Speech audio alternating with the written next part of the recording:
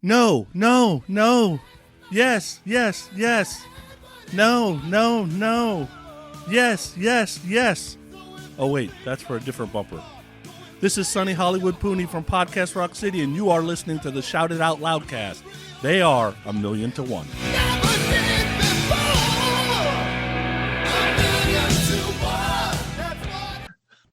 Hey, what's up there, Kiss Army?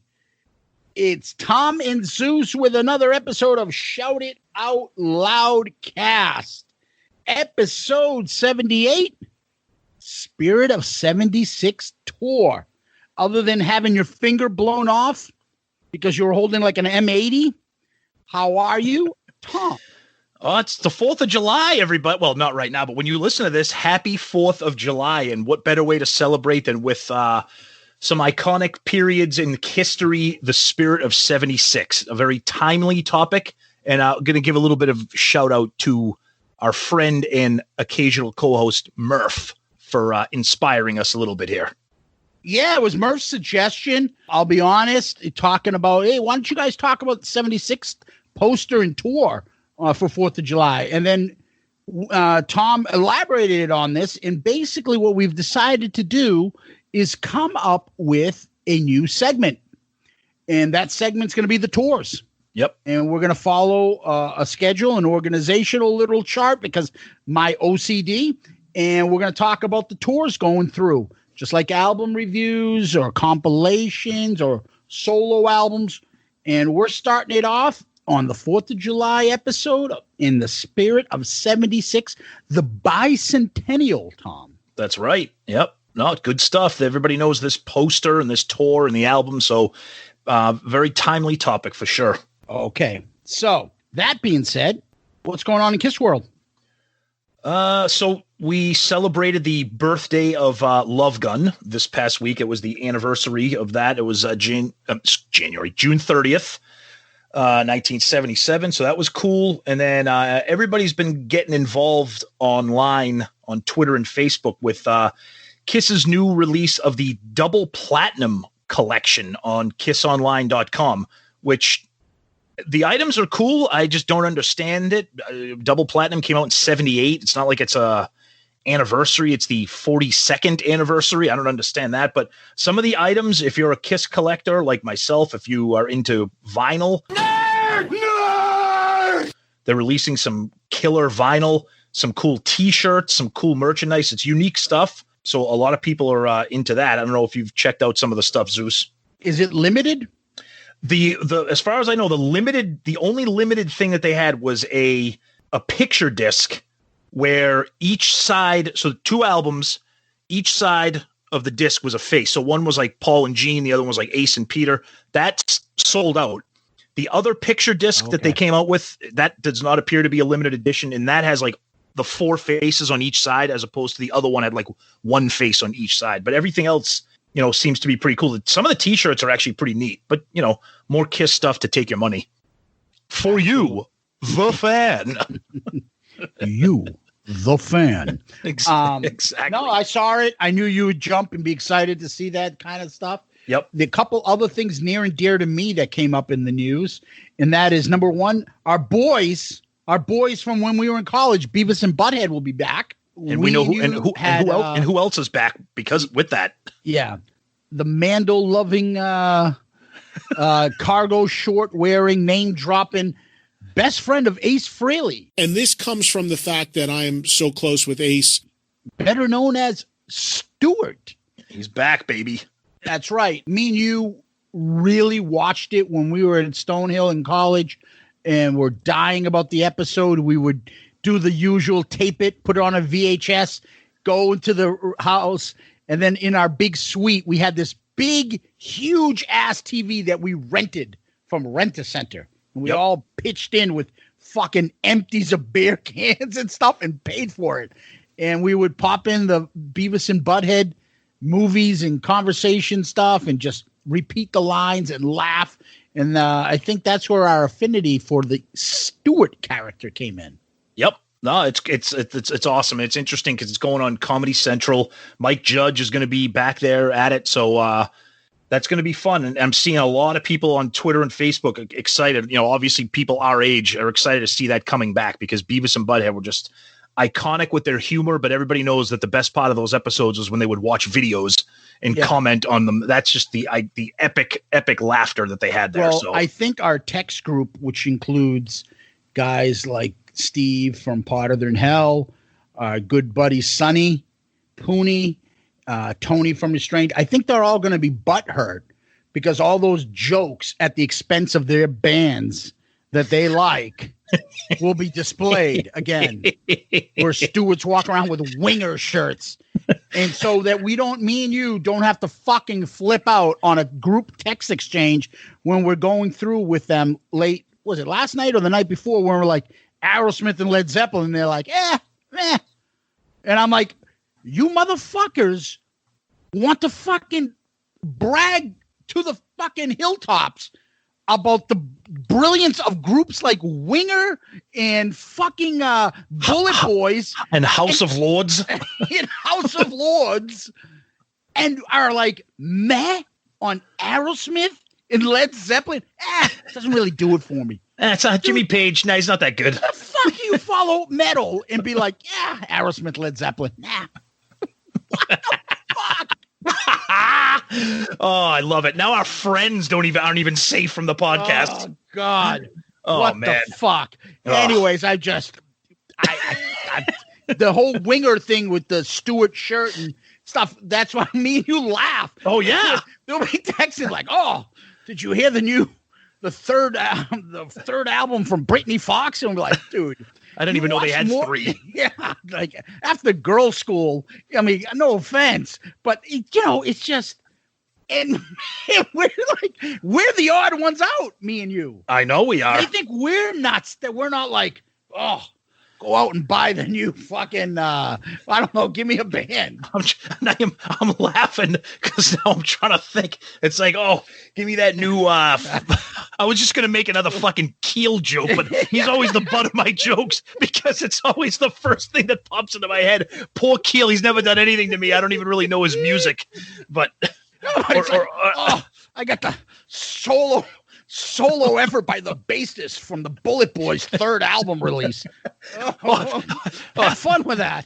Have you heard that acoustic version by the backup vocalist from Kicks? Saigon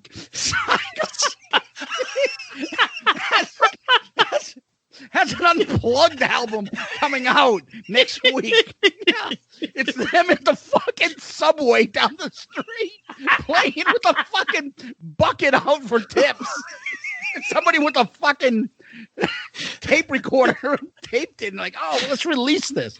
You realize after this we're gonna get kicked out of the text chat with all our friends. Just half of our listeners are probably like, "What are you talking about? That's a fucking great record." What are you talking about? Yeah. And by the way, that you just. I don't know about you. Maybe if I do that, I don't have to catch myself. I don't like when people say, "It's a great record." No, it's a good album. Record. Like I just like the term record. No, because it sounds like, I don't know. It's like, they've released some terrific records. It's the same people that say it's one of my favorite films. No, it's a movie. It's a movie. You don't like the terminology. You're saying no. It's like old fashioned. No, that's my rant. What else can we bitch about? Well, I just saw this talkie last night, Tom. It was this action talkie. Like, what the fuck? Talkie. Anyways. Man, now I got a headache. Yeah. We're going to get shit for fucking shitting on these bands. It's okay. That's all right. We love everybody. Anyway. And then the second thing, I'll get back to this, was I want to talk about the video did come out for Quarantine's Heart of Chrome. Mm-hmm. Fucking awesome. Oh, yeah. Amazing. Chris and the gang did a great job. The video's hilarious. And I texted him, remember? And I'm like, that's got to be a nod to Domino. And he was like, totally. Yep. Oh, yeah. With the shake. Driving around in the shake. Yep. And he's like, yep. Fucking hilarious. when you see these videos, I don't know why, but a performance video, some reason makes you like the song more. And the riff just sounds killer. And of course, everybody's favorite member, not in Kiss right now, but Bruce Kulick. Awesome. The riffs in there and just watching when he does his lead work, just kick ass. They did such a great job. Yeah, the band is just amazing. I mean, in this one obviously had Bruce, but those other guys they just sound amazing. I mean, it's just a really great job. And I think, PJ was in Trickster and what's his name there? Ken plays for the country guy that you like, even though I don't like his country. I don't like him. I don't like Luke Bryan. Yeah, I know who he is, but I'm not a fan. John Guinness was in Classic 78. Classic 78. Right? Yep. And all great guys. And then, of course, the one and only Bruce Kulick. Chris, really, in the gang, they knocked it out of the park. I thought it was fan-fucking-tastic. Yeah, and it keeps making you wait for the next one because they're keeping up with these deep cuts. So I can't wait to see what's next. Yep. And so there was one other thing of Kiss news that we want to discuss, and I'm going to put this in your lap. Okay, so last week we introduced a new character called Pandemic Paul, and it's amazing because it's almost who is Pandemic Paul? Paul Stanley. Twitter Paul Stanley. Okay. And it's almost as if he knows we're making fun of him because it's like he's scripting his own material here. So last week we recorded on a Wednesday. We usually record on Wednesdays now. So last week was Wednesday. It was it sounded like last week. We can't know Halloween fell on a weekend. So right after we recorded, Paul Stanley retweeted something from CNN about Anderson Cooper, pretty much bashing Trump about the virus. Okay, fine, whatever. But then again, Paul Stanley did it again. Right after he retweeted it, he said, I didn't mean to retweet what is below. Somehow by accident I did. But guess what? Solid opinions come from listening to both sides and then forming an educated point of view. Whatever. First of all, Paul, I don't care what you tweet or retweet about politics. That doesn't matter. Why are you apologizing? Again, you're apologizing. And you can't retweet something by accident. Yeah. You have to press 2 buttons to retweet something. Yeah. So again with the political apologies, either fucking say something that you mean or don't. I have more. I have more on Pandemic Paul. Go ahead on that if you want to. But I just wanted to say, like, you're right. He's the one that says, go one side or the other. What's that saying that he always does? Or get out. Yeah. Oh, you like Kiss? Great. You love Kiss? Great. You hate us? That's great too. You're in the middle somewhere? Get out. Yeah. So exactly. I don't think what he said is controversial. I don't either. But I get the feeling he should be listening to people like Jamie Foxx and others that say celebrities like, dude, do not read your comments. Do not read your comment section. It will mess you up. Yep. Stay away. He can't help himself. He reads them. Yep. And he sees the backlash, and that's why he's changing his opinion. Yep. He's got to stay away from his comments. Either that, or have the balls to defend your statement. If he say it. If he agrees with what Anderson Cooper tweeted, then great. That's his right. But then don't come back and say, oh, that was an accident. I didn't mean to do that. Well, okay, really? But, it's just, you got to understand, like, buddy, you can't be doing these things and then reading your comments, especially with his fragile psyche. Mm-hmm. He can't handle that criticism. Mm-hmm. Stay away. Either read, retweet, and then just stay away from the comments. Turn off the notifications. You can exactly. When you tweet something, you can turn off the notification so you never have to hear about anything. Exactly. Just stick to that because you're too sensitive to hear anything else. And that's just how I see it. But go ahead. And then speaking of sensitivity, so then our buddy Gene Simmons from Kiss, he tweeted a picture of the band in plain clothes. They all look like silly, wearing like weird outfits, and it was a picture of the band with J.R. Smalling. And Gene wrote, a long time ago with J.R. Smalling, our first road manager. Paul retweets that and says nothing about J.R. Smalling. He comments on the outfit that he's wearing in the picture. He's like, wow, that's not a dress. What an outfit. I have to laugh. It's some sort of long shirt over my jeans. Okay, that's what you have to say about that picture? You still haven't said a word about J.R. Smalling. Your buddy Gene does, and your only observation is what you're fucking wearing in the picture. There's Pandemic Paul number 2, piss off. Yeah, but is he really worse or better than Gene? Because Gene, if you're going to put something in and mention him by name, and I was going to say something. God bless his soul. I was going to say that too. I was going to say something courteous like that. Why even bring his name up? If you can bring his name up, then you have no hatred towards him. Because why are you advertising? Why would you put the picture in? Then if you did, then why aren't you just saying God bless him? I noticed that too, and you're right.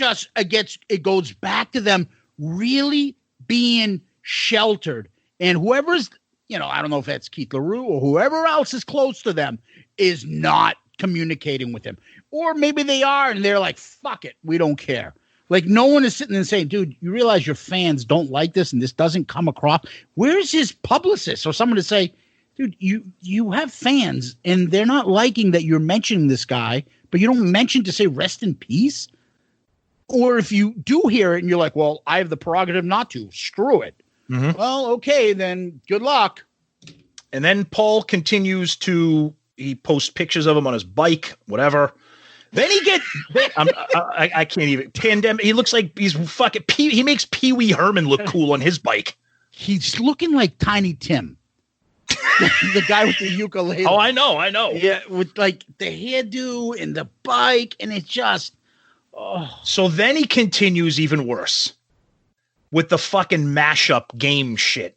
Mash up a band or a performer's name with a movie or a Broadway show and give a backstory. Here's my example: My Fair Lady Gaga. Dude, you're fucking Paul Stanley. But then it doesn't end. Then he goes into Rod Stewart Little. Then he goes into Sweeney Todd Bridges.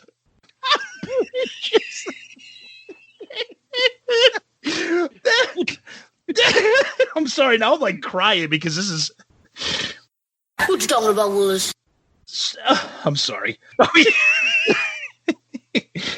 and then I'll stop because I'm piling on here, but I don't care. And then it ends with recently.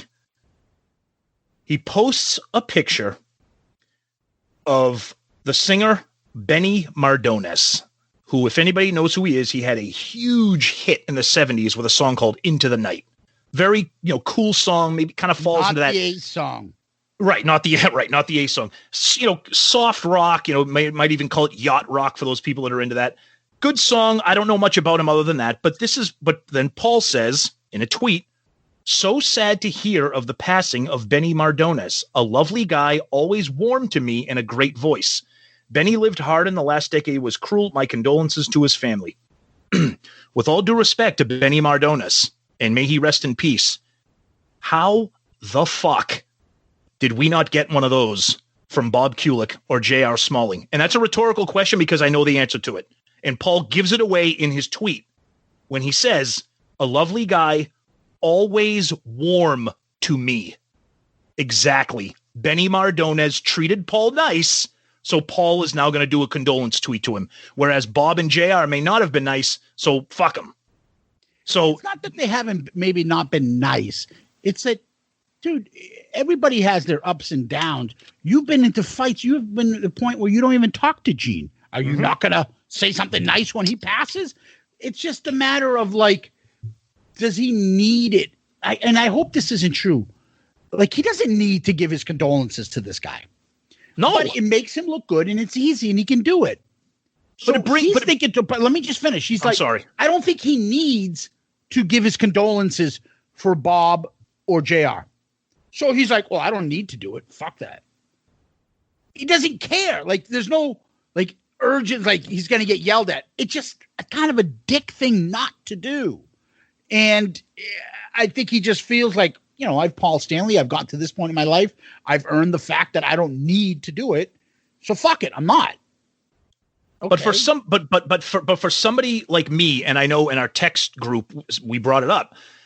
To me, this is almost, and again, rest in peace to Benny Mardones and his family. But to me, Paul going out of his way to tweet a condolences, a very heartfelt condolence, it highlights the fact that he did not do this for J.R. Smalling and Bob Kulick. And I think it brings it back to what you said.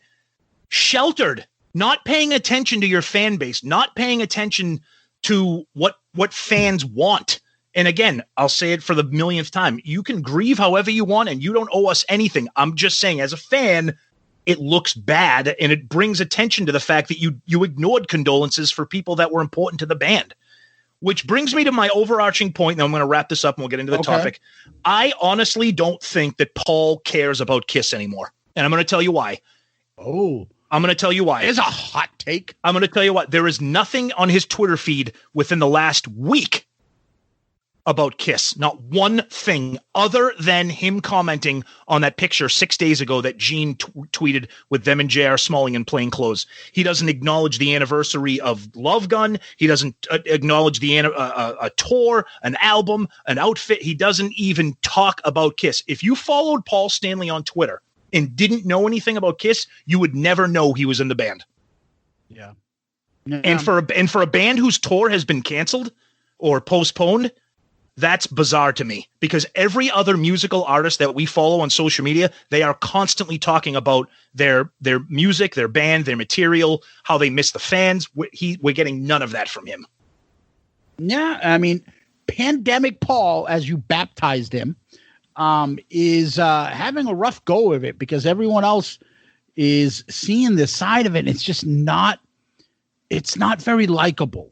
Nope, it's not. And, even like the during this time, even that like interview you did with Richard Marx, when Richard Marx brought up, hey, whose voice is really good still? Steven Tyler. And he just looks so small by not saying anything. And the Richard Marx like, what, you don't like? And he's like, right. Just sits there and like smiling, like think it's fun. I hate to say it, Paul. If you ask the rock community, you'll probably lose that battle 90 to 10%. Oh, yeah. Steven Tyler is loved and adored. You are not going to win a PR battle against him. Nope. Aerosmith and I'm not saying they're better, because they're not. Aerosmith has a lot more credibility. They've sold more albums. They're a bigger band. They're not better. They're a bigger band than you. And Steven Tyler doesn't have really people that hate him. Like, you've pissed off a few people along the way. He's not as sensitive. You're not going to win that battle. Like, it's just things like that. I don't understand why he has to do it. And, I guess it's one of those things where like I said, he's earned it. I've got to this point in my life. If I don't need to do it. But the problem is he does worry about it. That shit does bother him. He can act like he doesn't, but it in the end, it'll show. So Pandemic Paul is still out there getting on my partner's last nerve. Anything else, or you want to get on to more stuff? No more Kiss news for me. That's about it. We can talk a little bit about previous episode if you want. Get into that, please. Okay. So we did a poll. What was the poll? Yeah, we did a poll. So we did the 20th Century Masters Best of Kiss Millennium Collection Volume 1, span from the first up until Dynasty. So as the episode, we talked about songs that weren't on it. So the poll was, which of these is the best song that's missing from the collection? And the choices were Shock Me, Cold Gin, Shout It Out Loud, and Black Diamond. Black Diamond got 37% of the vote. Shout It Out Loud got 25%. Shock Me got 23%. And surprisingly, Cold Gin came in last. Really? Yeah, I was surprised. I don't know if that's a fatigue thing or what. Okay. But I thought that was interesting. I mean, Black Diamond, that fan favorite. I mean, that's becoming like everybody's favorite song just because it's so amazing.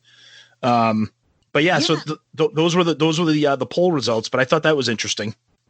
We did get a YouTube comment from, I think it was from Devin Dugan. Yep. If I'm pronouncing that correctly. Awesome episode, guys. Twitter, YouTube comments are few and far between because, it's just a clip of our logo and then the whole episode. So it's not like action shot photos of me and Tom arguing about Kiss in our underoos. And then we also got some Facebook stuff. Steve Vargo. Great. Hey, guys. Great episode. The review was well done, and I agree it's a decent starter kit for the casual fan. On a side note, I cannot tell which impression of Ace is better. You both crack me up. Now, Pandemic Paul, I'm dying. Smiley face. Nice. Bill Sharp. Does anyone here consider this part of the official Kiss catalog? I don't, because these are available for various artists. Okay, interesting. Yep. Our friend Kevin Jepson, OMG.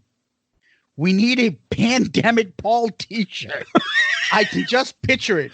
Him wearing a cape with a big P on his chest. Pandemic Paul, hashtag 4 or 5 fucking smiley faces. Hilarious.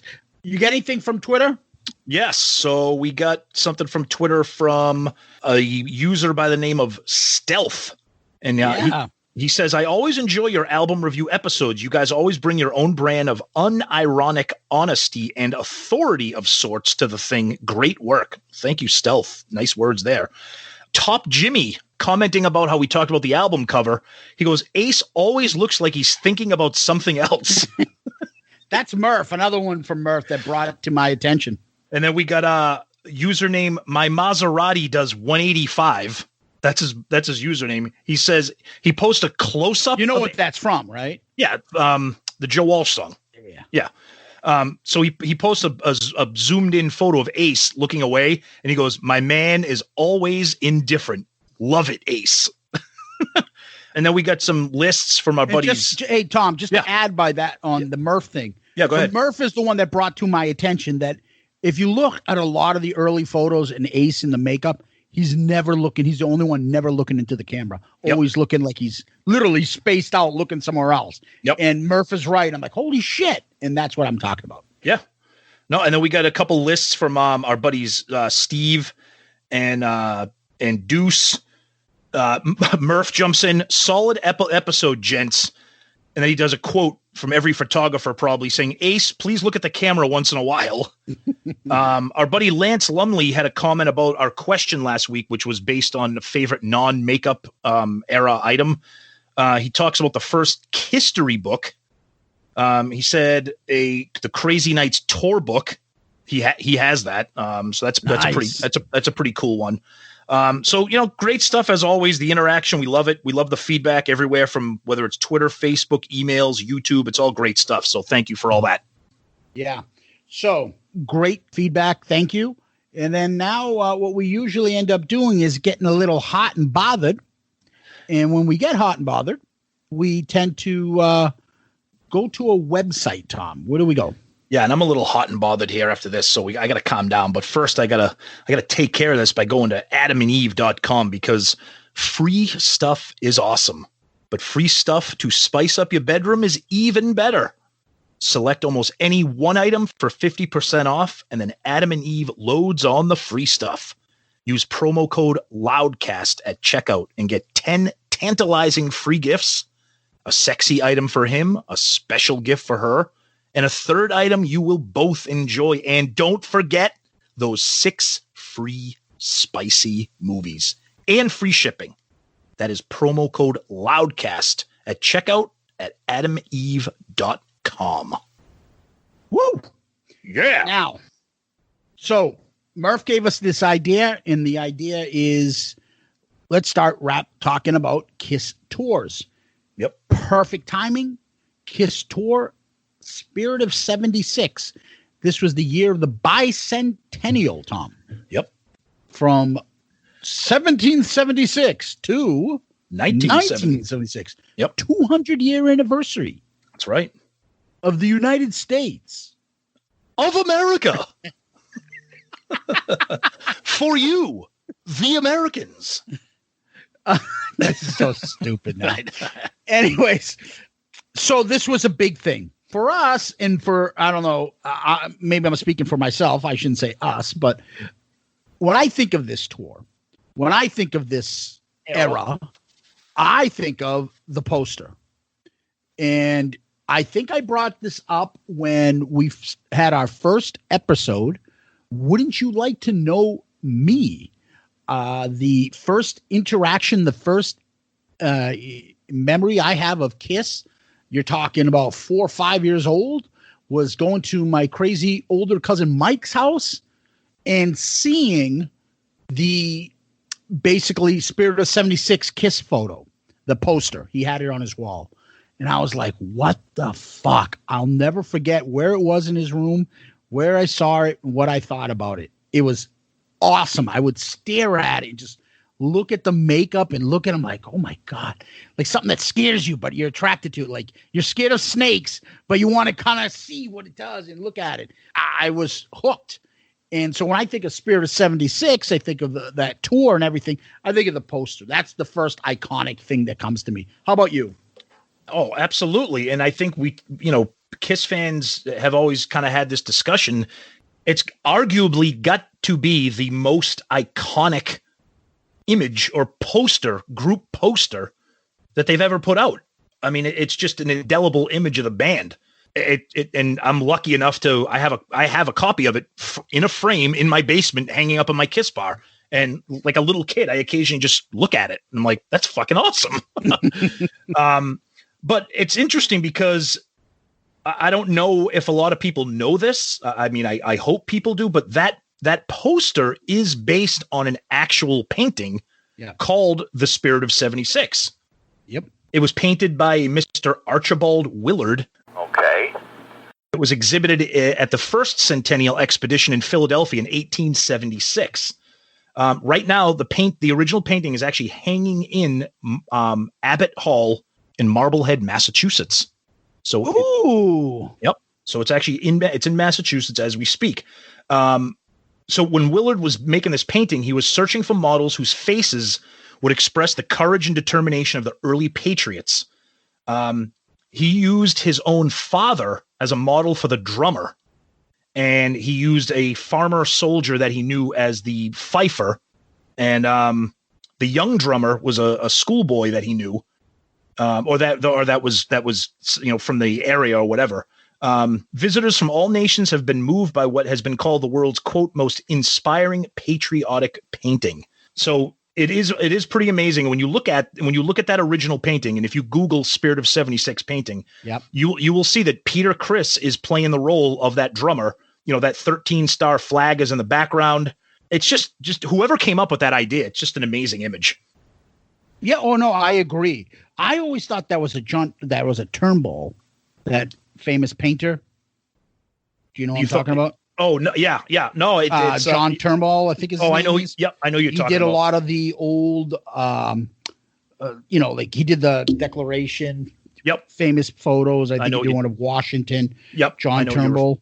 Yep. Yeah, I always thought it was him that did that photo, but yeah, the image is famous. He had the guy with the headband bleeding and stuff. And who's that guy? Friggin' something Caesar Rodney.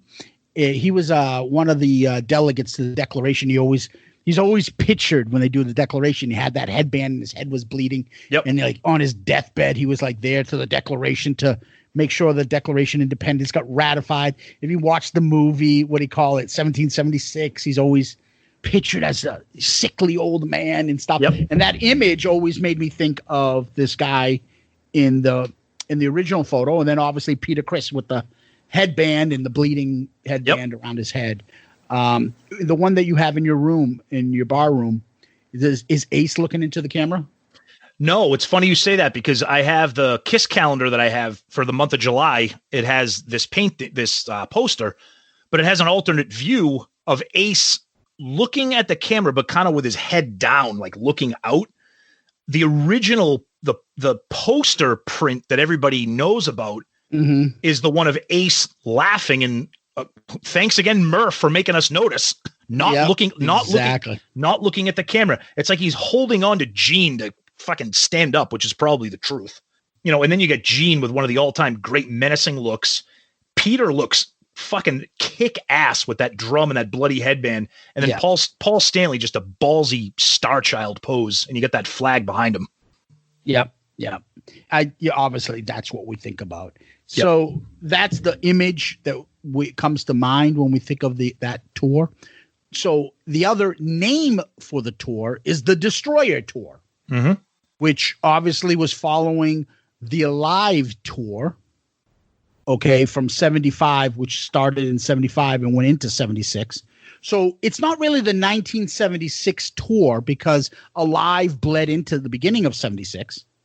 And by the fall, 76, the Destroyer tour turned into the Rock and Roll Over tour.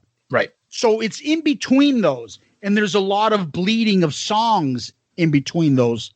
And it's quite interesting about when this falls and how to describe it. If you stick to Spirit of 76, it's easier to kind of differentiate between the others rather than saying, the 76 tour.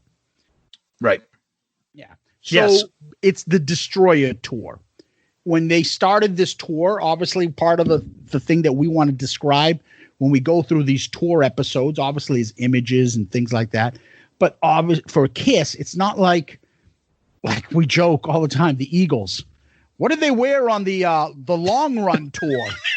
Well, Don Felder had a pair of jeans and a button-down shirt, and Don Henley had a flannel collared shirt, and it is what it is for those guys. With Kiss, you got to go through what did the stage look like, and also what was their costumes. Why don't we start with the costumes? You want to tell us a little bit about that? So I'm a Love Gun guy. I've always been a Love Gun guy. I'm an Alive 2 guy, Love Gun costumes, that whole era. But these costumes and the way they look in them, because the band is so young and they're fit and they're young and they just look amazing. I don't look that appetizing though. I'm a little fat in the ass. They're not fat in the ass? Yeah, exactly. So it's always going to be Love Gun for me, but I'll tell you right now, there is a very fine line separating the Love Gun era costumes to these Destroyer era costumes, especially Gene. These may be his best boots. I mean, I love the Love Gun boots, but these boots and that body armor that Gene is wearing and Ace's outfit, I think the tiebreaker for me is as cool as Peter and Paul look. Peter just looks fucking badass on Love Gun with the bandoliers across his chest, and that whole thing. And Paul with those boots with the chains on them. So I think that's the tiebreaker. But Ace and Gene are just unbelievable looking. Okay, so as you say, that's the tiebreaker for you. That's the tiebreaker for me. And the tiebreaker for me goes to Destroyer because I love Peter's outfit. Okay. Yeah. Now, you're right. They're both jacked. I love how they have that open chest. Yep. And they got the arrow pointing down to his supposedly large cock, whatever he's got there, that he liked to brag about. And for me, it's better than the gun things going across in Love Gun. I love Paul's. Look, he has the body to pull that outfit off. Yes. It's the 70s. He's got that Joe Namath, Burt Reynolds, hairy chest popping out all over the place. Gene looks cool. He's got too much of and this is what we joked about in our first intro episode. His codpiece is too big for me. Oh, it's crazy. It's crazy. In Love Gun. Yeah. But so in the other one, it's not as bad because the studs go up to his waist a little bit. Mm-hmm. The Love Gun one, hey, this is where my Love Gun is. Take a look. It's a lot more attention given. And then I just, he's still got the bat wings. He's got the spikes. Ace is in a costume that fits a little more and is spaced out there. I loved Peter's hairdo too at the time. The salt and pepper. I kept talking about the hair. The salt and pepper and the parted long. He's got the friggin', I don't know what, the Carol Brady / Mrs. Partridge hairdo there. Feathered hairdo? Yeah, it looks pretty good. Yeah. And just, Paul can pull that off. He's got the body for it. He's in great shape. Yep. It just, those costumes are iconic. You're right. I get that you like the Gene, the chest chain on Love Gun and stuff and the boots for Paul. For me, this costume is probably top notch. Yeah, it's hard to argue because I think most people, a lot of people love the Super Kiss Dynasty costumes. Those are super flamboyant and crazy, and they are cool in their own way. But a lot of people do kind of go between the Love Gun and the Destroyer era. You got some people out there too that love that early Alive where they barely had costumes. But in terms of their first full-blown like super outfits, that these Destroyer outfits are just amazing for sure. Yeah, they're top notch one way or the other. I mean, I've never heard anybody say, I don't like them. Exactly. Right. Yep. So that's the costumes. Now, what about the stage? You want to tell us about the setup they did? So, mind you, not everything was from the beginning. So even the costumes in the beginning of the tour they were still wearing the Alive stuff, I think, for a portion of the tour. And then they transitioned into Destroyer stuff. Yeah, and it's funny because real quick, I think that led to some early artwork for the Destroyer album cover had them wearing those Alive costumes. Yeah, and then it switched to the cover that we know now with the Destroyer costumes that we know now. So it's interesting doing some research on the Destroyer tour stage set because wow, there's not a lot of footage of this, if any. A lot of the stuff that you see on the DVDs that we have on Kissology, it's all Alive era, and then it goes into like Rock and Roll Over, Love Gun stuff. So this. I found some really good research on some specific details on this stage, and it's fucking insane. And it pretty much makes sense about why it didn't continue past this tour. So this stage set, it was the first one that they used that had a raised platforms and like staircases, which would continue, which became a staple for other bands, right? Exactly. Yep. So the concept for the stage was going to be like an apocalyptic scene where each band member had their own kind of little setup. So parts of the stage to represent each member. So like there's destroyed buildings. The ground is broken up into different pieces. So this had a drum riser with for Peter Criss with 2 6-foot cats on each side with green glowing eyes. Okay. I think that's the one that Ed's got some photos. Ed from Click T Shop's got some posters of that, t-shirts of that design. That's right. Then there were little platforms on each side where each band member would stay. Ace's platform was meant to look like a lunar space, like mountain kind of scenery. Gene's platform, which is fucking unbelievable, and I urge you to Google this stuff to see these pictures. Gene's platform that he would stand on, it looked like he was inside of like this gothic castle, like a vampire's castle. Sure. And there would be blood and there would be fog and there would be sections of it that would look like it was crumbling. Then spaced out amongst the stage were these 3 like electric like light towers. And supposedly those were designed to make it look like lights that you would find on like the New York, New Jersey highways from like Detroit Rock City with the car crashes and everything. Then you had the floor. Ace's side of the stage floor was supposed to look like the surface of the moon. Gene's side of the stage was supposed to look like cracked earth, like the cover of Destroyer, like all like a wasteland. And there was over to the side, there was like a creepy like tree that looked like it was from like a cemetery or a graveyard. If you notice, I haven't mentioned anything about Paul. And that's because Paul gets a little screwed on this setup. Really? Paul was supposed to have a section of the stage that was supposed to be filled with all multicolored jewels and encrusted with like mirrors and just kind of like very, Star Child-ish. But they said it was too cumbersome. I think it cost too much money. It was too busy to put together. Meanwhile, I don't know how that's any busier than a fucking castle for Gene to hang out in at the top of it. And then to finish it off, to make it even more insane, above the stage, they had these clouds. They looked like they were clouds, and inside the clouds were lightning bolts.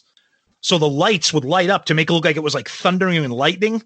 And that's where they would drop confetti at the end of the show. And the bolts, when the bolts would go off, they would go off in red, white, and blue colors because it was the Spirit of 76 American flag, like U.S. colors. So I urge you to take a look, Google online. The stage set, it sounds like it's amazing, but I'm going to tell you right now, it's pretty fucking cumbersome looking. It looks like there's like a carnival going on. And we love Kiss. But to me, this is a little bit too much. It's over the top, and it's their first experiment with like a really flamboyant, crazy over the top show. I think they tapered down a little bit for Love Gun with the risers and a lot of what they did. I think their intent was good on this, and it was extremely creative, and it looks cool, but I think it's a little bit over the top in my opinion. So let's think about this. Yeah. They went from Alive finally becoming a hit to all of a sudden now they're touring. Detroit Rock, Destroyer comes out. Destroyer didn't sell like crazy right off the top, but it did put them into a stratosphere that they never been in. But that was when Beth came out. And Beth didn't come out till late. It was like the fourth single, I believe. After Detroit Rock City didn't sell, they flipped it over and made Detroit Rock City the B-side, and Beth was the A-side. So they're going from like probably a small crew with newbies and stuff like that when they first start out to now on the fly trying to become a professional, huge ideas and do it on the fly because Alive stops the tour and they go right into Destroyer tour. So it's not like, you know, when Kiss stopped doing After Revenge and they did Unplugged and then they planned the reunion and they planned it out and they had the time and money in the back. And they went right through into this. And I think that's what the problem is. They hadn't earned that yet. I think they get it when they get to Rock and Roll Over and the Love Gun tours, but they're not there yet. So there was a lot of crash and burn and a lot of growing pains to get them to where they needed to be. So, and you know, there's a lot of information there about the cost and how they scaled back, when they scaled back, and the revenue and stuff. I read a lot of stuff. God bless Julian Gill and Kiss FAQ. I had a fucking headache. You want to read that stuff? Go to that website. You'll probably read tons of shit about it. We're not doing it here. We're not going to be doing, when we're talking about the tours, how much money they grossed in Mobile, Alabama.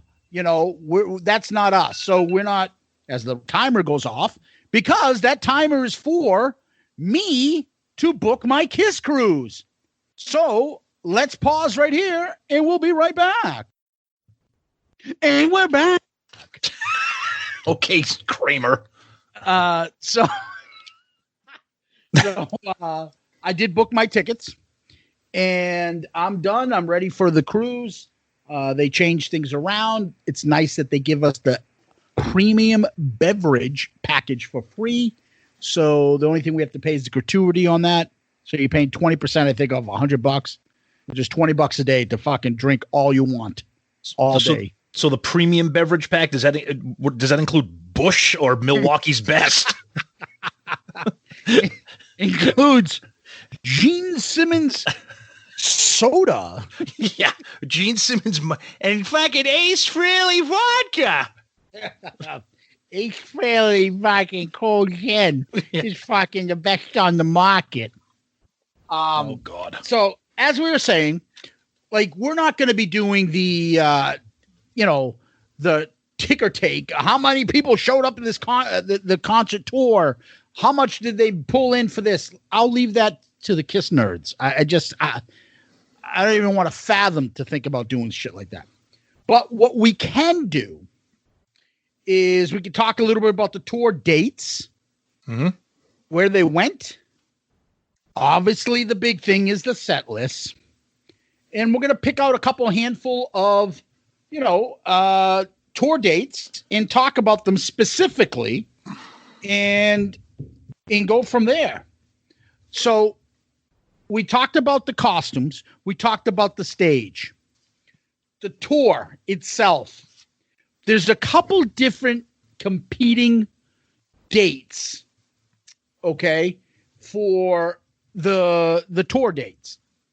I've got, you got Wikipedia, which says that the tour, which, bled in from basically the Alive tour, goes into the Destroyer tour in Spirit of 76 tour, April 23rd, 1976, Kitchener, I think that's Ontario, right? Ontario, yep. Yeah, in Canada, April 23rd. Yep. What do you think, Tom? Yeah, so that's that. You're right. There's some conflicting information because of like you said, the run-in from the Alive tour into the Destroyer tour, because it really wasn't that big of a break. I think the break was that. I think the thing that differentiated the two was the costumes and this insane stage show. You know what I mean? So they did. Yeah, because Tom, just to add on that. Yeah. If you go to Setlist, so we use like Setlist FM. Yep. You know, obviously Wikipedia and stuff. But Setlist FM has April 13th, Kiss at Utica Memorial Auditorium that's in New York, as the opening concert venue for the tour. And then you see also says April 23rd. So you can tell, because this isn't what they Kiss is doing now, or most bands do now. They release an album, tour on that album for a year and a half or 2 years, and then they do another album, then they go back on the tour. Kiss was releasing album after album after album and consistently touring, like a lot of the bands did in the 70s. Yep. So it's kind of, one tour bleeds into the next, as we were talking about, between the costumes, the stage setup, all that stuff. And the tour dates here, they're a little bit conflicting. So go ahead, Tom. I'm sorry. No, I was just going to say, and so the tour dates, it encompasses, the problem with Wikipedia and Setlist.fm is that they're both like user aggregated, but Setlist.fm is great, but the problem with a tour that you're talking about that's 45 years old is the accuracy of it. So a lot of times I know people laugh, but I do go to Wikipedia for this. Setlist.fm is great too. But they're saying that the tour officially started April 23rd, 76, ended September 12th. They did a total of 57 shows. The set list varies here quite dramatically. The beginning half of the tour had a kind of a format with a couple mixed in, and then the second half of the tour had a different set list with a couple mixed in. Yeah, and I've got all that shit that we're going to get to. Yep. Throughout this set list, this tour date. So as you said, April 23rd, 1976, Tom, September 12th, 1976, which goes into eventually the Rock and Roll Over tour. Right. Yep. Okay. One of the other interesting things is, and this is another thing that we can talk about, and it's going to be part of our tour episodes, opening bands. So let's read off some of the bands. Okay. So again, this is Wikipedia. So there's different information here where they had no opening acts on some. Yeah. They had Cheap Trick for a few. They had Scorpions for a few. They had Bob Seger for a lot. That was a popular double bill. Bob Seger and the Silver Bullet Band, Jay Giles. Bob Seger was the primary opening act on this entire tour. Mm-hmm. They had Johnny Winter, Blue Oyster Cult, 38 Special for one, but the overriding opening band was Bob Seger and the Silver Bullet Band. So that would have been a fucking unbelievable show because I love Bob Seger. You got UFO. Okay. Kansas. Yep. Ted Nugent. Yep. 38 Special. You said Blue Oyster Cult. You got Artful Dodger. And I also see Montrose here too, but I don't have a date for that. I just see that as one of the opening bands that performed. I don't know who Point Blank is. Yeah, I don't know them either. Finch. Stray. Something called Hoa Bin. What the? That's in Belgium. Stars. Oh, go ahead. Moon Pie. and that's really it. And so, yeah, Montrose on another one as well. Me and you are together. We're going to a concert. Who do you want to see as the opening band for this tour? Oh, only pick one. What's your pick? By far, Bob Seger. I've actually seen Bob Seger in concert. My wife and I saw Bob Seger in concert in like the mid '90s when he was still touring at the Garden in Boston. I love Bob Seger, and this was still kind of like the early rise of before he really took off, because it was kind of like late '70s, 80 when he took off. So '76 was still kind of the early incarnation, but I would have loved to have seen him in that energy. Which is fun, which is interesting because I'm looking at Scorpions in 76. I don't want to see the Scorpions in 76. I don't want to see the Scorpions ever. Come on, dude. I like the Scorpions. I think they got some great songs. Oh, I know. I'm in the minority there. I know. But the only other, obviously Bob Seger, but I am too wondering about Bob Seger, whether, what songs do I know from Bob Seger at that age? That's what I mean. But then there's Cheap Trick. But that's early Cheap Trick too. I know. Jay Giles. That's early. That's before even like when I knew them, because they're a Boston band. Yep. Freeze Frame and stuff like that. I don't even think Love Stinks was out by then. No, it wasn't. And early Montrose, early Ted. I mean, Ted Nugent was probably big at that time. you know. Nugent in 76 was probably the biggest one, probably of those. Yeah, maybe. Blue Oyster Cult. They didn't even have that. I don't know if they were doing what they were doing then or what songs came out. But overall, I would probably say, Tom, I would probably go Bob Seger. If I'm looking at, I'm not saying this is him in 76. I'm saying in general. Yeah. Oh, absolutely. Yeah. But in 76, I'll probably stick to Bob Seger. Let's say I want to see Seger in the 70s. That'd be probably pretty great. Yep. So, the general set list consists of Detroit Rock City, King of the Nighttime World, Let Me Go Rock and Roll, Strutter, Hotter Than Hell, Cold Gin, Nothing to Lose, Shout It Out Loud, Do You Love Me, God of Thunder, Rock and Roll All Night, Deuce, Firehouse, Black Diamond, with Flaming Youth, and watching you jumping in here and there. I've got some set lists from certain shows, Tom, that I wanted to kind of go over with you. That's the general consensus. Now, see, that's interesting because what I'm looking at on setlist.fm is the set list that you just read and the set list that's provided on Wikipedia is that standard set list for the second half of this tour. Because the early part of the tour had this for a set list. Yeah, I have all the dates and I have specific shows. Okay. If you want to just go through. So you want to start with, do you have the one for the Kitchener set, which is April 23rd, the opening night? You're looking at Deuce. Yep. Strutter. Flaming Youth. Hotter Than Hell. Firehouse. Nothing to Lose. Cold Gin. Shout It Out Loud. 100,000 Years. Black Diamond. Detroit Rock City. Rock and Roll All Night, and Let Me Go Rock and Roll.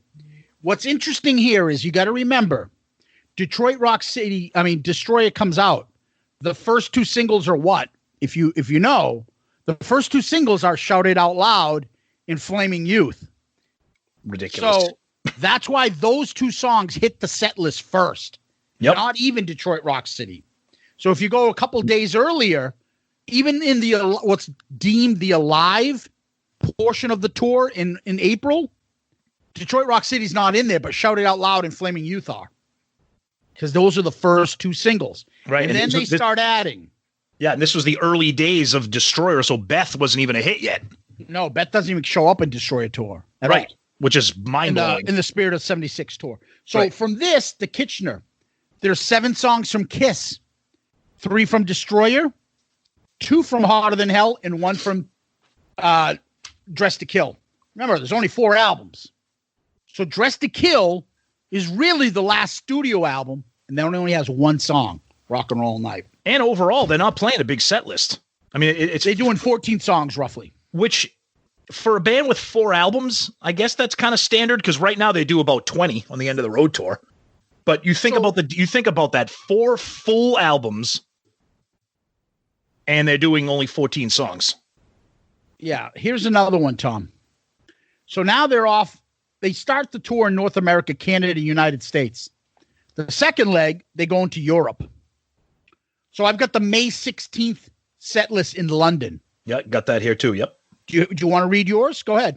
The May 16th at the Hammersmith Odeon in London, England. Yep. So they got Deuce, Strutter, Flaming Youth, Hotter Than Hell, Firehouse, Nothing to Lose, Cold Gin, Shout It Out Loud, bass solo with Gene Spittin' Blood into God of Thunder, 100,000 Years, Black Diamond, Detroit Rock City, Rock and Roll All Night, Let Me Go Rock and Roll. So there's 14 songs. Set list makes it 15 because of they count bass solo as 1. Right. Yep. All right. You got Kiss with 7. Now Destroyer's up to 4.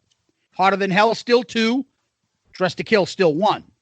But what's interesting about this is, Tom, I have a bootleg copy of this. Okay. And so I checked my bootleg, thanks to Mr. GC. Very much appreciated, buddy. Yes. Very much appreciated. GC's the man. I've got a lot of these bootleg songs. So I compared the FM set list to what I have for bootleg to prove what's there. And that set list, the London one, Tom, has She on it. So where does that fit in? Well, that's the problem with setlist.fm, especially when you're talking about something that's 45 years old. The accuracy is going to be very questionable. So that's the London set. Now, that London one's May, I think the May 16th one. Yep. So I've got another one. I'm not going to get into so much the tracks, but June 3rd, they're in Munich. Before you get into June 3rd, let me jump in here real quick, because then they go to Germany on May 19th, and they throw in Parasite. Which is my point. Okay, sorry, go ahead. So no. What I'm saying is this is my point. I don't know how much of that's reliable, because throughout the FM set list, there's always one or two every once in a while of a song that pops up. Yep. So I've seen things as much as Rock Bottom. I saw one concert set list that had Anything for My Baby. I saw one with, Room Service. Like, what the fuck is that? Like, I don't know how much of this is believable. But you know what's interesting, real quick, before you continue here? I think the thing I think the reason we have such a difficult time comprehending that it may be real is because the Kiss we know today would never vary their set list. No. Bands now, most bands will drop in one or two or three change-ups in their set list. So looking at this, it's like, yeah, okay, they took out this, they threw in She on May 28th when they were in Sweden. Or they threw in Lover All I Can on one of them. Or they threw in anything. That's believable. Whether or not it's accurate, our brain is telling us this is Kiss. They don't do that. So we're like, it's got to be setlist.fm. They can't be real. Yeah, exactly. And that's the problem, Tom. Yep. So what I was going to get to is move it further down on the European tour. Okay. And then you're getting into June 3rd where they end up back in Munich. And you got the Scorpions open up. It's the same set list, except for mine now has Nothing to Lose becomes somehow Room Service, which is what? Nothing to Lose stayed throughout. And that's why I don't know if that's accurate. Well, I got Nothing to Lose still here. Yeah. That was a standard throughout this tour. But all of a sudden, Room Service comes in. Nothing to Lose is still for June 3rd in Germany. Set list at FM is showing Nothing to Lose, and then Room Service played after it before Shout It Out Loud. No, so that I believe that what that ended up being, there was something. Then something got taken out. Oh yeah, I see. Yeah. Right. Yep. It has to be for June 3rd for Room Service to be in there. Oh, Nothing to Lose is there. Excuse me. Yep. What's the one after? It's number 6. So that would be Cold Gin gets taken out for Nothing to Lose. For Room Service. For Room Service, yep. Cold Gin is swapped out. Imagine that. They could be like, okay, we're not doing Cold Gin. We're going to just play Room Service out of nowhere. And the previous show before that, June 2nd in Switzerland, it was Nothing to Lose, then She. Then the next night, it's Nothing to Lose, Room Service. You know what I mean? Picked a spot in the set list. Let's switch up these songs, see what picks up. Which is what most bands do. Which is why we're so fascinated by this, because this isn't what they do. And then not anymore. And then a few shows later in Belgium. What concert? You're still in Europe? Yep, June 6th. A few days later, after Nothing to Lose, they got Anything for My Baby. And then the next night, I'm sorry, I take that back. We'll stop because then when they take a break and they go back to the US on July 3rd. Okay. So the next one that I looked at that I found curious was July 10th. Yep. And that's at Roosevelt Stadium in New Jersey. They got Jay Giles, Bob Seger, and I don't know who Point Blank is again, doing the opening acts. This is when things change. Yes. They're in New York. I mean, they're in the United States. All of a sudden, Detroit Rock City leaves the encore. And for the first time, probably in God knows how long ever, Detroit Rock City becomes the opening song of a Kiss concert. And I think that may have something to do with the fact that the album was starting to take off and people like, shit, this song Remember, this song's a killer. Detroit Rock City didn't even fucking, as a single. Didn't even chart. That's why it was so bad that they flipped it over and started selling Beth. So, but it became maybe a cult hit, but it didn't become a radio hit. So Detroit Rock City opens up. And supposedly from this, July 10th, 1976 concert, first time they played King of the Nighttime World. Awesome. That enters the set list. So you go Detroit Rock City, King of the Nighttime World, Let Me Go Rock and Roll, which was always part of the last few songs or the encore. All of a sudden, that's number 3. Cold Gin, Shout It Out Loud is still in there. Strutter, Nothing to Lose. Do You Love Me comes in at number 8. First time, supposedly, that's ever played. And then look what's next. Watching You. Oh, God of Thunder, Flaming Youth. Encore. For some reason, this set list, there's 15 songs, is usually 14, but they did 4 encores. Deuce, Firehouse, Black Diamond, Rock and Roll All Night becomes the last song. Crazy. That's a great set list. And you could see that the band, like you said, they were probably getting a feeling out from the audience about what was going on. And the album was taken off a little bit more too. The album had been out a little bit more. So they were like, shit, Detroit Rock City's, that's a fucking banger of a song. We got to open up with that.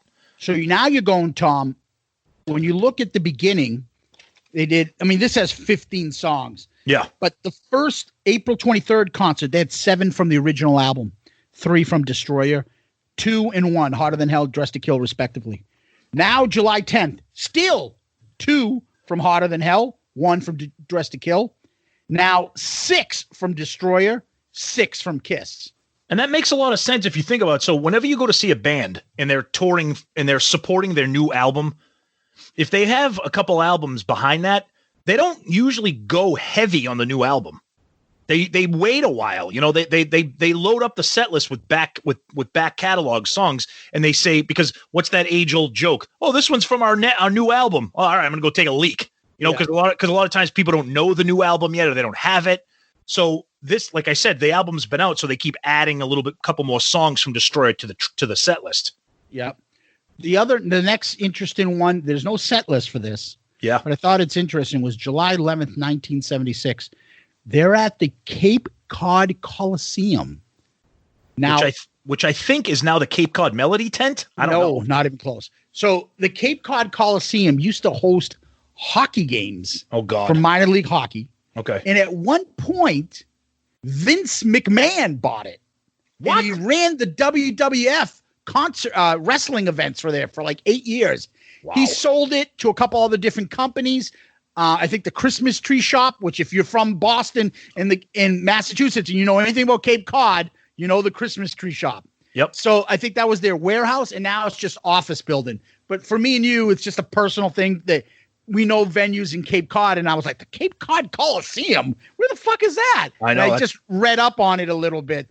I guess it was a 5,000 place venue.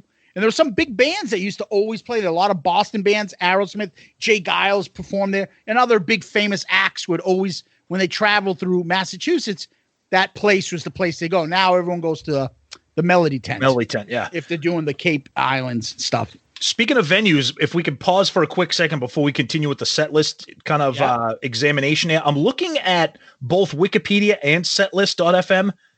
This is fucking hilarious. At first, I thought it was a joke, but now it's on both, so it's got to be real. May 4th, 1976, Mount Prospect. They play at the River Trails Middle School Gymnasium. How is that real? I'm thinking of when my son went to middle school. His gymnasium was barely big enough to even have gym in it. And they set up the Destroyer stage in a middle school gym? I know through the painful reading of certain nerd sites that the river, like there's certain places that they went to, they would have to, that's why they started breaking down the set, breaking down venues and being like, and they were reading, and when I was reading it, they were talking about Bill Aucoin was using the strategy when he was trying to book, like, wait a minute. Do we make more money doing a one-a-day in a huge stadium with 40,000, or we better serve hitting 3 areas, surrounding areas, doing 10 to 15,000 seat places and trying to get those filled up, than trying to fill up a stadium of 40,000 and not filling up half. So, this might be one of those, hey, we can get 4,000 people into a stadium, into a show, and everyone's going to pay. If 4,000 people fit into the River Trails Middle School gym, I would be fucking blown away. I'm looking at it now, Tom. There is a River Trails Middle School website. Mount Prospect. Is it the same one? That's hilarious. I don't know. I just put River Trails Middle School. How many of those are there, right? They famous for having Kiss perform at their gym? I don't know. They're in Illinois, I believe. Well, speaking of that too, you talk about the attendance at these, they weren't playing like massive venues. You know what I mean? No, like they were still growing the fan base. This isn't, 77, 78 Kiss. Correct. Right. So this is the ascension. Yeah, this exactly. Isn't them at the top. Yep. So exactly. During the ascension, that's where they're at. The next one I want to talk about, Tom, is, and I don't know if you're at this stage yet, I wanted to go to is the August 20th, the Anaheim Stadium. Do you have anything before that? I think August 20th, I think if I'm correct here, I think that's the one that according to Wikipedia, they played to over 42,000 people at that show. Yeah, that was a huge booked event. Yeah. So that's my point. Do you have anything before this to discuss? Nope. Go ahead. Okay. So that has, but look at it though, Tom. They also have Ted Nugent on the bill, probably in his prime, Bob Seger, Montrose. It was like a music festival. Yeah. Yeah. I mean, Montrose is not on anything else. Those three there and then Kiss in August of 76. So anyway, that set list, you got basically, I'm looking at what was there previous, which was the one that I read that was in the New Jersey Roosevelt. Yep. So far I looked at Cold Gin was number 4 there. This one, Strutter comes back in. Yep. Hotter Than Hell comes back in. God, even back then they were pushing that fucking horrible song. Yeah. Cold Gin stays. Shout It Out Loud is there. Do You Love Me? God of Thunder, Rock and Roll All Night, Deuce, Firehouse, and Black Diamond. So I think Watching You came out. And where's the other one? Oh, by this point, they realized Flaming Youth sucks. And that came out of the set list. And so you're looking at 6 Kiss album songs, 5 Destroyer, 2 Hotter Than Hell, 1 Dress to Kill. So they're starting to pick up like, wait a minute. Detroit Rock City is a hit. Shout Out Loud is still a crowd pleaser. And they haven't even hit Beth. But they realize Flaming Youth is just not going to happen. And that's gone. And it's funny because, again, they're still pushing Let Me Go Rock and Roll. I mean, Dress to Kill one song. I mean, really, like, no Come On and Love Me, no She, no Rock Bottom, no. So, I was telling you before, Come On and Love Me was still bleeding into what, Wikipedia says that it started on this day in April, I think 23rd. But Setlist says that, it started a week earlier. Right. That still had Come On and Love Me. Yes. So I think it was like the last of those songs kind of to leave. And I think She poked its head in a couple times. It did. But if really, Tom, that was the previous studio album. Right. If you think about it. So they did, obviously the Kiss debut album has got the most and will always have the most in these early days. But they looked at as the next 2 albums, which ones did the best. They had Hotter Than Hell higher than Dress to Kill because Dress to Kill was the newer of the 2 and it's already down to 1. That's amazing. That's insane. I mean, it's just funny how looking at these set lists, they're not that different from now. Because they go back to the classics, the basics. Exactly. Yeah. Which you can't blame them for that. But so let me go to the next one that I wanted to read, which is the final one. Do you have anything you want to do before September 12th, Tom? Nope. Go ahead. Keep going. September 12th. Another one for us. In Springfield, the Springfield Civic Center, Massachusetts, Springfield. Mm-hmm. Artful Dodger was the opening act. So this one had Detroit Rock City, King of the Nighttime World, Let Me Go Rock and Roll, Strutter, Hotter Than Hell, Nothing to Lose, Cold Gin, Shout It Out Loud, Do You Love Me, God of Thunder, Rock and Roll All Night, Deuce, Firehouse, Black Diamond. Guess what? It's the same as the Anaheim Stadium. So you're looking at August 20th to the last of this tour. They remained. They found their niche. Exactly. They kept it. Yep. So you got the 6 Kiss, the 5 Destroyer, the 2 Hotter Than Hell, and 1 Dress to Kill.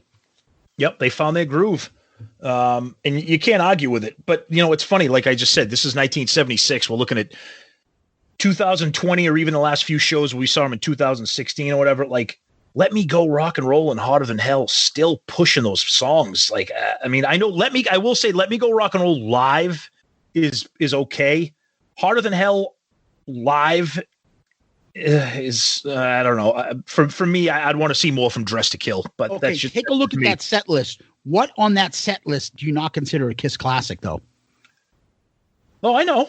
Yeah, but they all are. Right, but when we see, but we've been to many concerts. Not every band plays just the classics.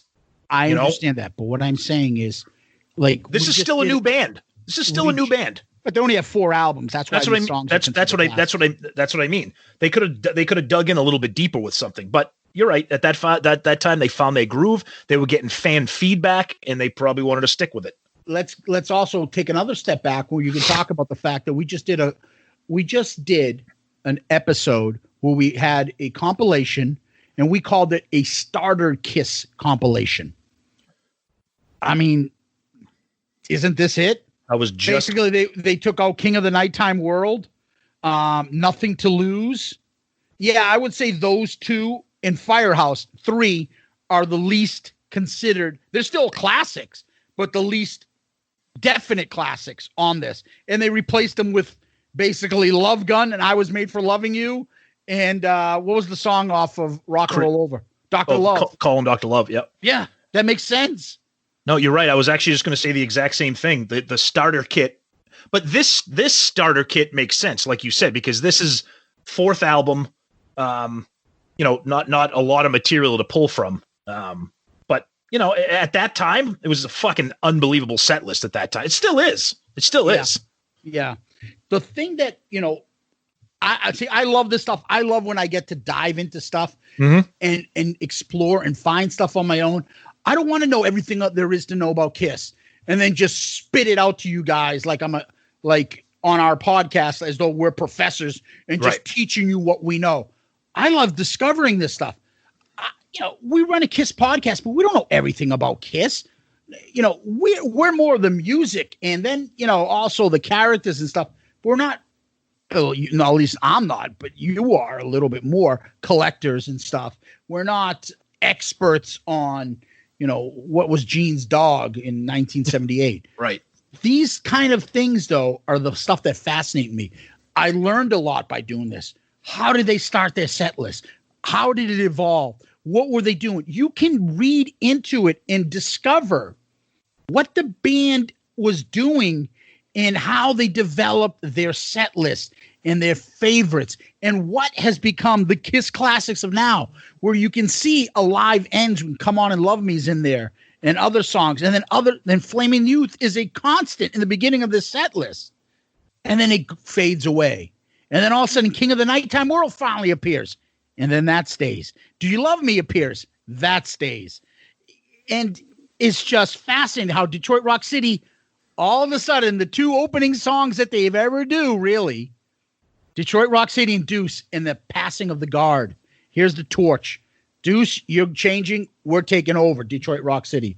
Rock and Roll All Night, Black Diamond. Where are you guys going in the set list? Let Me Go Rock and Roll. The one other thing too is, Firehouse. Gene was doing the fire, Breathe in the Fire, God of Thunder and stuff. Gene is doing his blood and bass solo. There's bass solos and drum solos all over the place. If 100,000 Years was in a set, that's when the drum solo would go. But sometimes it would go right after God of Thunder. Sometimes the guitar solo would go after Cold Gin. It was all over the place. It wasn't standard. I'm amazed. And I like the development of reading how many albums. There's 4 albums. Who got the songs? And then realizing, holy shit, in the beginning days, 76, they fucking really had one song from Dress to Kill throughout the whole tour. It's amazing. No, you're right. And if you've listened to our show for a while, you know that we love breaking down set lists, or like last week's episode, compilation, what should be in there, what can't be in there, et cetera, et cetera. And this is good. Like Zeus said, seeing the evolution of the set list, and the evolution of the openers and the encores. And the one thing that sticks out like a sore thumb here, we talked about it already, but no Beth. Not on this tour, because Nope. it didn't hit Exactly. until at the end and Right. Rock and Roll Over, and Yep. that's when Beth took off. That's really them getting to the mountaintop. Exactly. They're still in the ascension in 76 and the spirit of 76. And that whole, again, we're doing this on the 4th of July. So that whole, patriotic kind of feeling that was in the air during this tour. Yep. And so the other thing that me and Tom are going to do is we're going to come up with our own set list. What would be our set list? So this tour, they did 14 songs. So I kind of want to hear, Tom, what you would pick for your set list. And when we're picking our set list, we're picking from songs that were played during either like I said, Come On and Love Me squeaked in some of the songs in the beginning. It had to have been played during this tour. So for instance, I love the song Mainline, but Mainline was never played. So I can't put this in my preferred set list of this tour because it was never played. So that being the case, 14 songs, Tom. What did you pick as your 14 songs of your set list for the Spirit of 76 tour? So for me, I like how they evolved with the Detroit Rock City opener, and the closer. Well, see, it's weird because a lot of these, some of these set lists here near the end started to have 14, 15 songs, although they do count the bass solo as one. So like a set list right here. This is September 4th, 1976, Civic Arena, Pittsburgh. Okay. I would probably use this as a starter and probably switch out. So I'll read this set list. So this has Detroit Rock City, King of the Nighttime World, Flaming Youth, Watching You, Hotter Than Hell, Nothing to Lose, Cold Gin, Shout It Out Loud, Do You Love Me, God of Thunder, Rock and Roll All Night, Deuce, Firehouse, Black Diamond. Okay. 14 songs. I would take that, and I would probably, the thing I like about that is they took out Let Me Go Rock and Roll from this set list. I would keep everything here with the exception of I would probably take out Hotter Than Hell or Cold Gin. I like Cold Gin, but both of those songs are kind of plodding when they're played live. So I would probably use that set list right there as a template, and I would throw in either, I know it's kind of cheating because I only played it like once, but I would throw in Lover All I Can and probably Strutter. All right. When did they play Lover All I Can?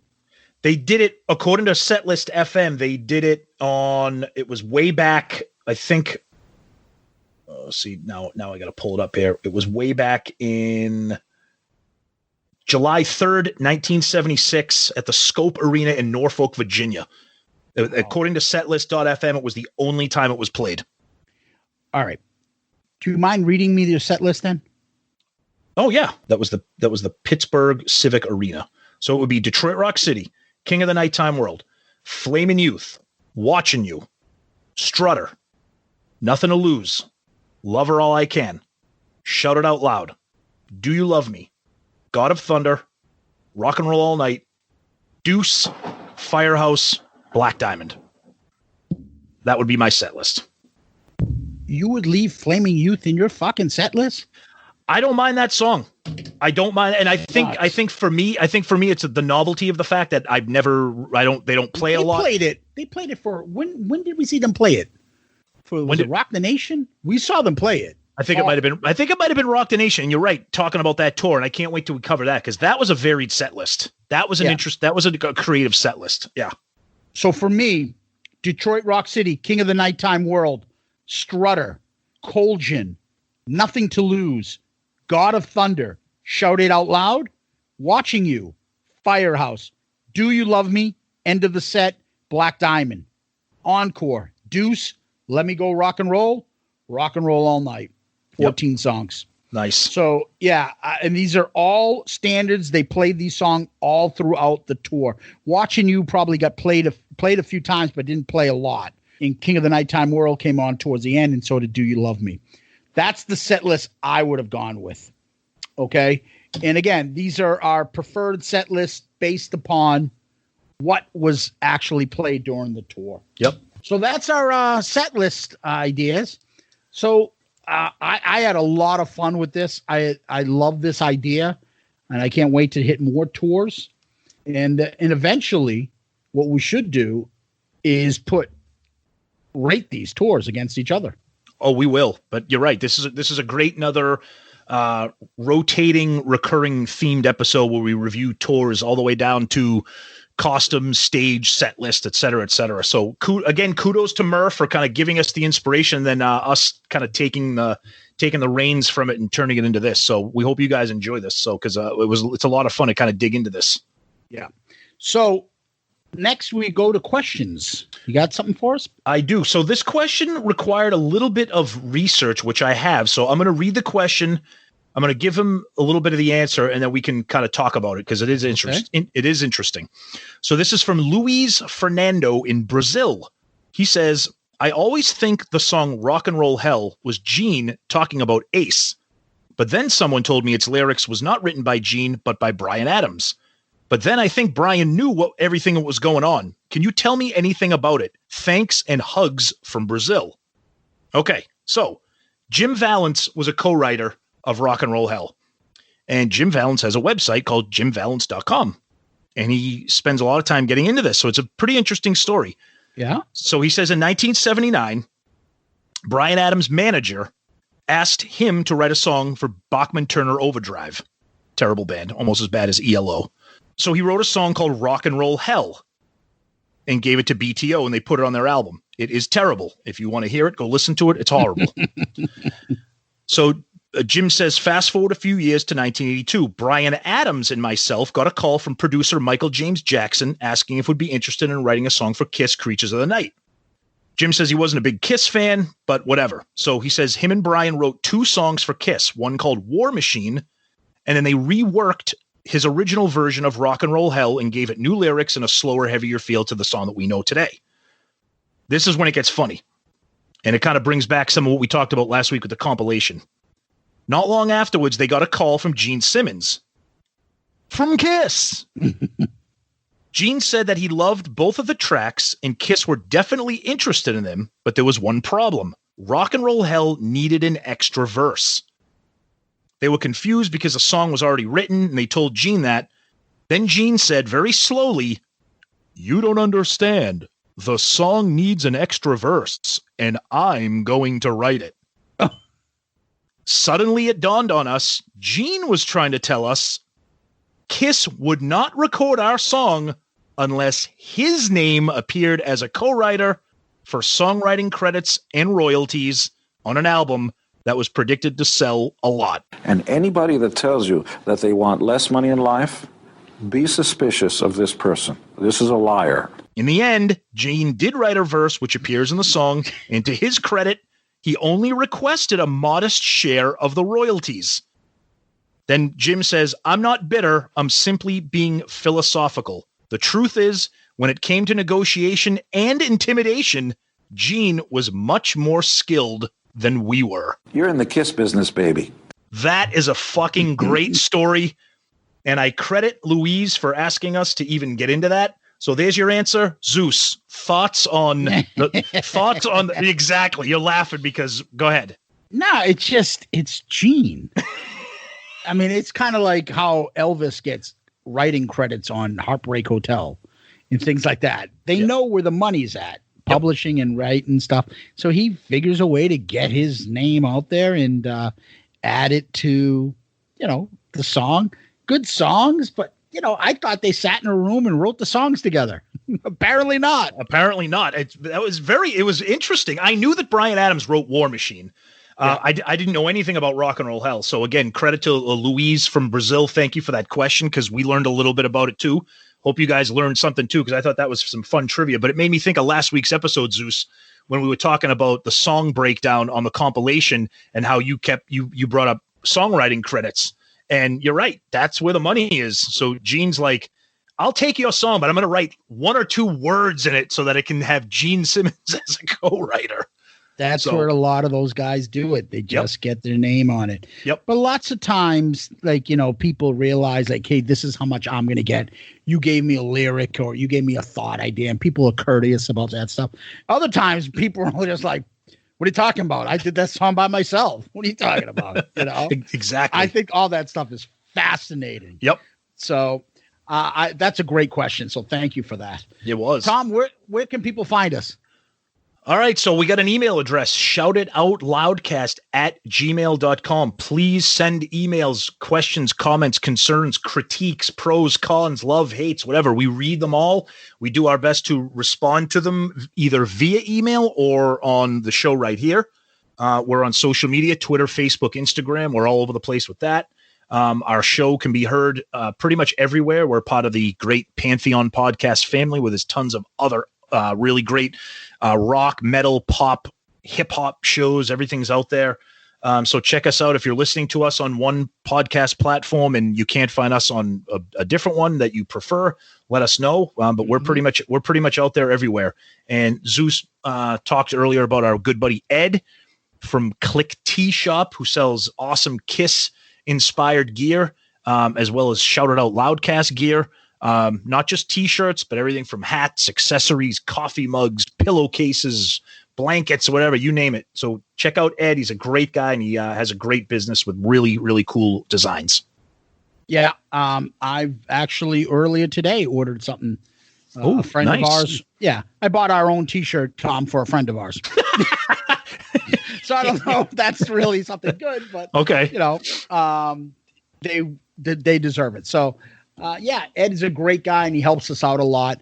And I'd like to thank him for all that he does for us. And Pantheon, they're a great host and company. They do have some great shows. And, you mentioned all the platforms, but, we still like, and the thing that I push besides direct messages you can direct message us on Twitter, Facebook, or Instagram. Absolutely. Anytime. We appreciate it. The 5-star child reviews. We appreciate those on anything from, Stitcher, Spotify, but mostly from iTunes. Those help us a lot. It pushes us out there. And then in addition to that, Podchaser. So, we get reviews. And then the other big thing, as Tom mentioned, is our email. shoutitoutloudcast@gmail.com. shoutitoutloudcast@gmail.com. We read all the emails. We read a lot of the, the feedback that we get. And sometimes, it's, we're lucky that most of it, if not all, is positive. But occasionally we'll get positive with a couple comments in there. Hey, I didn't like the way, Zeus's breath smelled on the episode. Tommy was annoying today. Zeus was a bozo today, or whatever. But most of the time it's positive. But sometimes, we get comments all the time like, oh my God, just talk more, less clips, or, too many clips or too little clips, add some more jokes. Everything you guys say to us, we do discuss. So it's not like we ignore anything like that, but we try to take that all into account and go from there. So much appreciated. Please keep them coming, the emails. And thank you. Tom? Oh, absolutely. No. Oh, go ahead. I'm sorry. No, I was just going to say, no, thank you. Like Zeus said, we say it every week, but if you're a new listener, we do this because we love Kiss, but we do it because we want to share that with everybody out there. And so far it's proven to be a lot of fun with you guys and with us. We're all a big Kiss family, and we enjoy the interaction because without that, it wouldn't be half as fun. So keep that up. And like Zeus said, if you have concerns, thoughts, ideas, episode ideas, special things that we haven't talked about that maybe you'd like to see us do, talk to us about it. Bring it to our attention any way possible, and we will discuss it either on the air or amongst each other here, and then we'll cover it if we can. Yeah. So thank you for that, Tom. Famous last words. Don't let them tell you that there's too much noise. They're too old to really understand. You'll still get rowdy with the girls and boys, because it's time for you to take a stand. Yeah. You got to add the yeah, right? Yeah. Okay. Well, I've got some really deep lyrics for you, Tom. Very deep. So, try not to get emotional. I'll try. Hot, hotter than hell. She's going to leave you, well done. Hot, hotter than hell, burn you like the midday sun. Woo. That's brilliant. It's poetry. Fucking Lennon, McCartney, Dylan, Stanley, Simmons. Pandemic Paul. Oh God.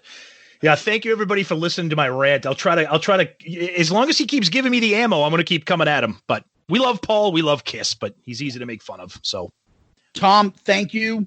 Kiss Army, thank you. Everybody, I hope everyone has a great, safe 4th of July. And God bless and happy birthday, United States of America. Zeus, thank you. Kiss Army, thank you. And I echo Zeus's sentiments. Everybody have a safe and fun weekend. Happy birthday, United States. God bless America. God bless everybody. Stay safe, be well, and have fun. Peace out, Girl Scout.